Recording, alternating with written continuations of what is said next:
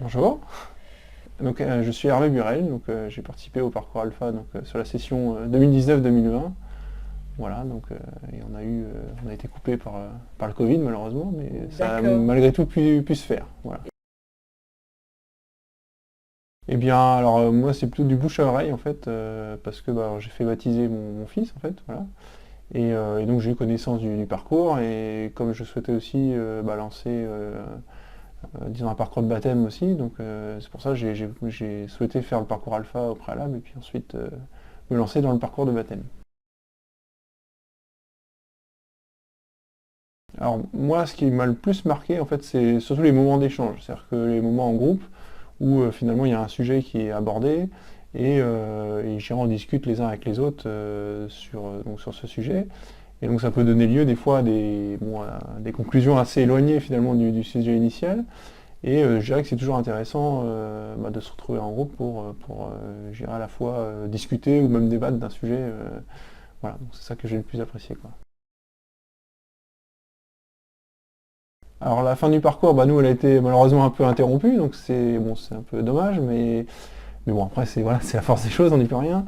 Mais malgré tout, voilà, on a quand même pu différer en tout cas les dernières sessions, donc ça c'est bien, on a pu quand même achever le parcours. Mais moi ça a été quand même très enrichissant parce que je dirais autour des personnes à la fois qui animaient le parcours, donc là ça permet d'échanger, je dirais de prendre des contacts aussi, hein, parce que voilà, on ne connaît pas forcément non plus les gens, donc ça permet de prendre des contacts aussi.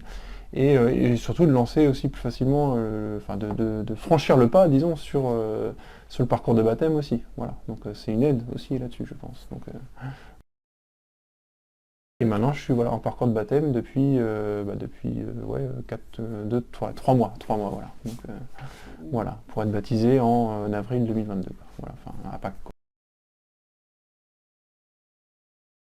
L'après-alpha, pour moi, ça s'est surtout matérialisé par le parcours de baptême, dans un premier temps, mais aussi, je dirais, euh, peut-être par le fait de peut-être prendre plus de temps aussi pour réfléchir à ma foi, pour réfléchir à Dieu, enfin, euh, peut-être s'y intéresser plus aussi. C'est-à-dire que autant avant, ça restait assez vague, autant là, le fait d'être entouré aussi, ça permet de pratiquer d'une part, et puis aussi euh, de plus y réfléchir un peu au quotidien aussi.